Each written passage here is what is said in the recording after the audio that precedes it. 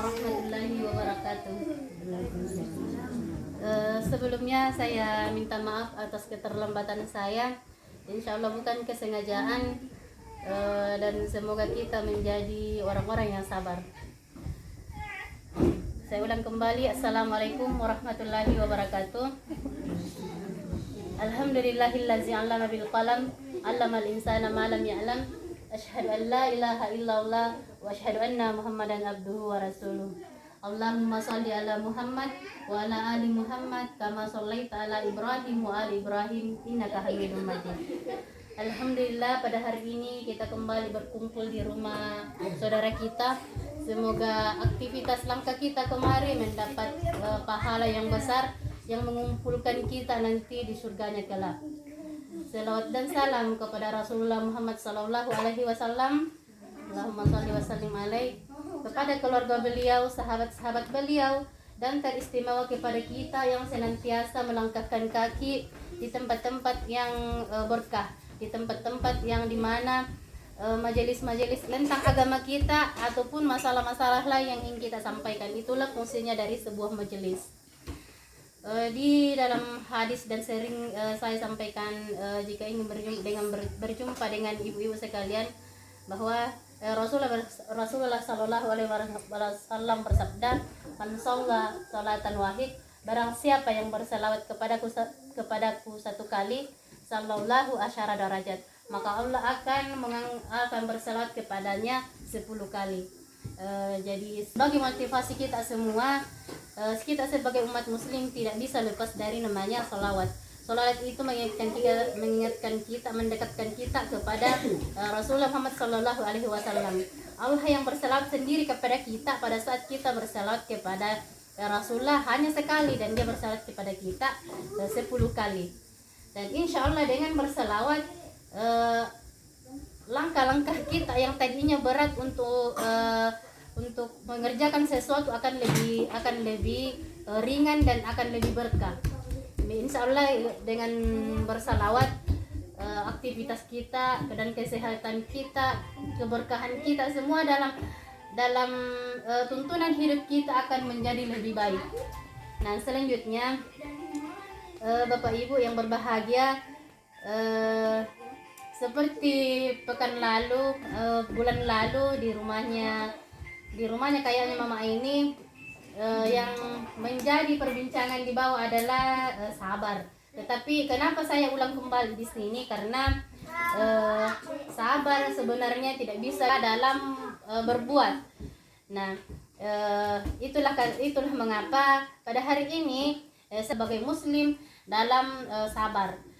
Jadi pada hari ini insya Allah tidak terlalu banyak yang akan saya sampaikan, karena itu pertama tadi sebenarnya saya juga kurang sehat beberapa hari ini, kemudian juga mungkin ada aktivitas kita yang lain yang ingin kita jalankan, dan insya Allah tidak terlalu banyak, dan semoga apa yang saya sampaikan pada hari ini bisa mendapat berkah dari Allah, dan kita bisa kembangkan di kehidupan rumah tangga kita, di kehidupan pribadi kita, ataukah di lingkungan masyarakat kita.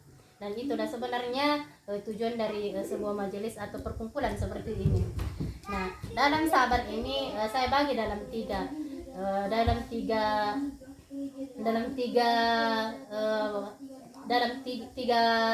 bagian.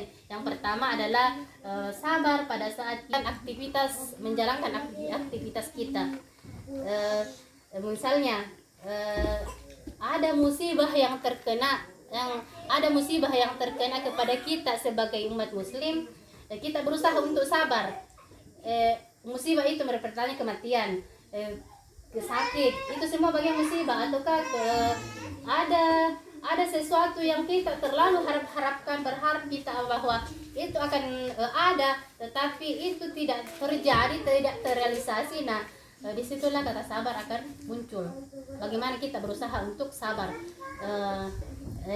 Ada yang keinginan kita yang begitu diinginkan, dan pada saat itu belum dikabulkan Allah punya rencana tersendiri buat kita.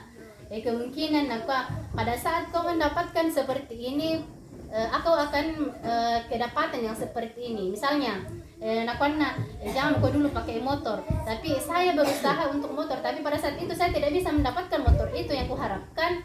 Tidak ada dalam hati saya, jangan ada dalam hati kau apa rakapalena sembajang tarumo berdoa tarumo nah dan nakabulkan di Tuhan kau inginku seperti ini. Insya Allah akan ada. Jangan sampai pada saat saya pakai motor itu saya kecelakaan, atau pada saat saya mau pakai motor itu saya ditangkap polisi, atau pada saat saya menginginkan rumah itu terbakar. Nah, itu semua bagian dari bagaimana kita untuk memperbaiki hubungan kita dengan Allah. Tapi bakon pemeloy sambajang tak semuanya, ya insya Allah akan lebih bagus dalam beraktivitas kita. Apalagi mungkin ki malembo masalah watar ki misalnya di atas motor ki, di atas mobil ki, di palampunala penanta atau di Allahumma sholli ala Muhammad, tidak terlalu panjang ya, ki masalah selawat di dalam sholat itu kan sedikit agak panjang. Nah ini kalau misalnya kita berselawat di langkah-langkah kita itu saja, Allahumma sholli ala Muhammad wa ali Muhammad. Selesai di situ, ulangi lagi Allahumma sholli ala Muhammad wa ali Muhammad. Insya Allah aktivitas kita itu akan terasa nyaman dan indah ya, bisa dicoba.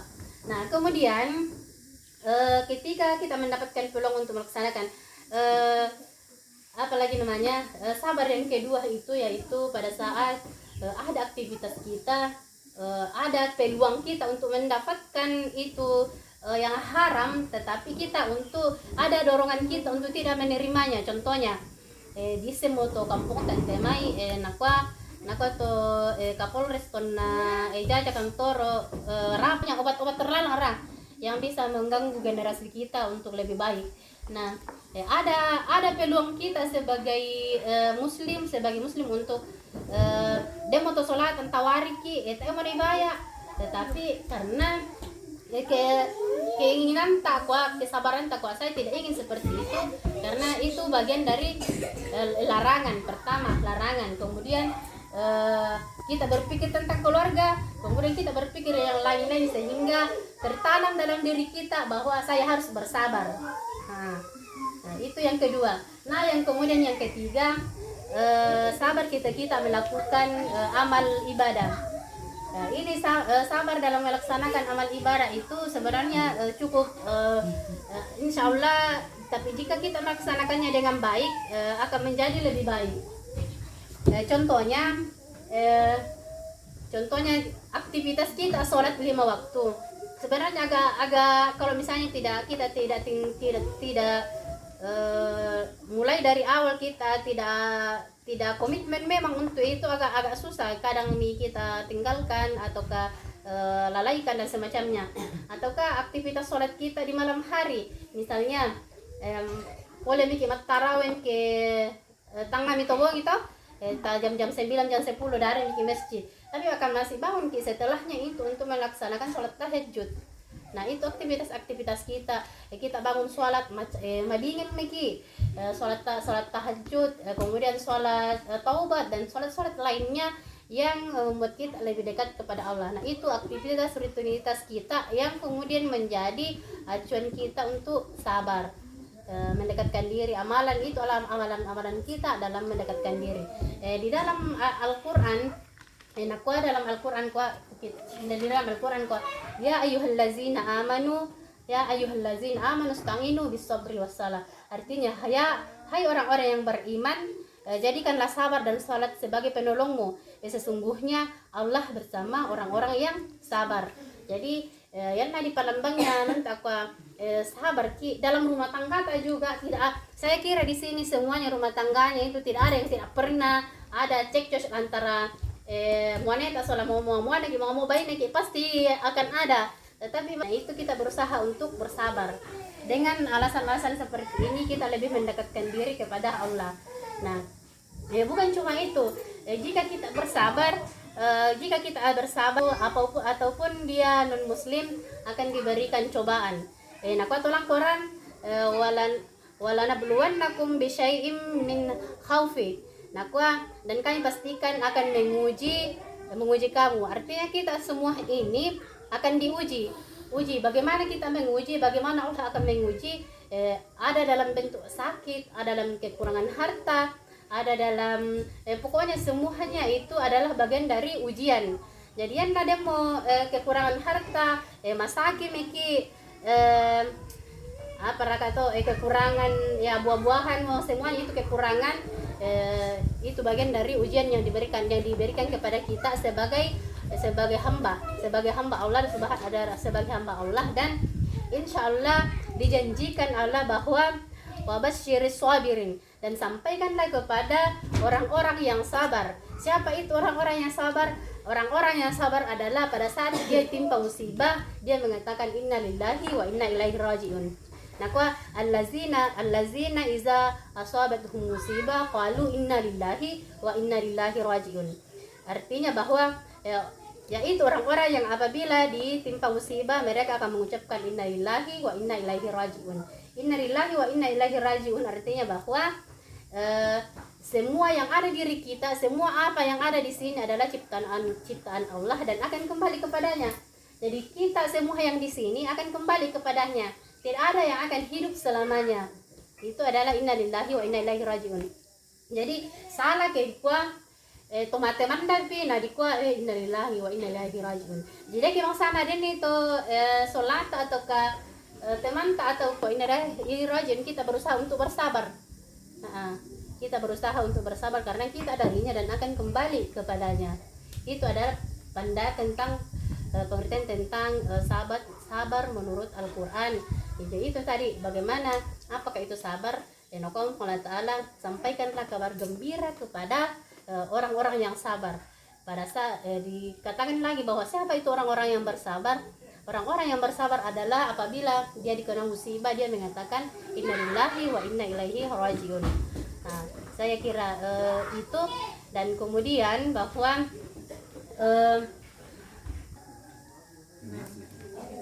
gitu mungkin ya apapun itu yang pertama itu tadi kita bersabar dalam menggapai kemenangan karena tidak ada orang yang tidak meninggal, dan semua yang Allah berikan yang ada pada saat ini akan hancur. Yang pertama yang akan dihancurkan nanti dan sangka rompet to kelamate di kelakana metodino. Tapi sebelum dunia kiamat itu akan ada tanda-tandanya. Nah, ya aku pikir-pikir belum pernah nak bincang-bincang dengan Bapak Ibu tentang apa itu yang terjadi pada saat dunia akan berakhir. Tapi ada memang tanda-tandanya, misalnya matahari akan terbit dari sebelah barat, dan lain-lainnya. Kemudian akan ada Dajjal keluar, ada Ya'juj dan Ma'juj, dan ada tanda-tanda lainnya. Kemudian akan ada Nabi Isa. Kita tersalang di kuah Nabi Isa itu belum wafat karena kuah ke salat ayo kasarannya kuah sudah dia yang disalibkan. Nah, tapi kalau kita itu kita belum, karena pada saat Nabi Isa dia yang mengantarkannya masuk ke dalam situ, makanya dia yang diserupakan. Ini yang anggotanya yang melaporkan Nabi Isa itu yang diserupakan mukanya, dan itu yang digantung. Makanya menurut riwayat bahwa dia mengatakan selalu sebelum dia digantung bahwa saya bukan Isa binti Maryam.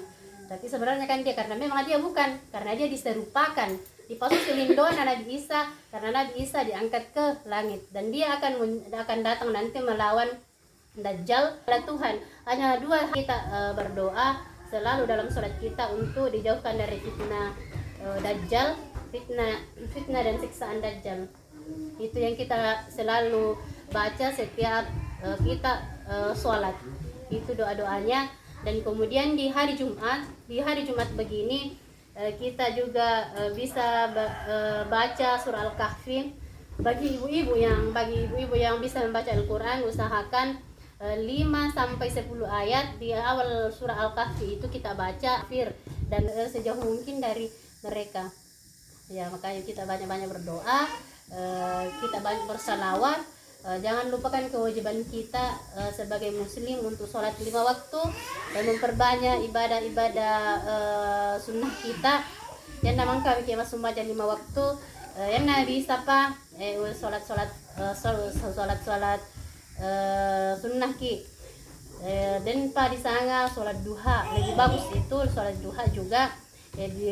Memohon miki diberikan rezeki dan lain-lainnya.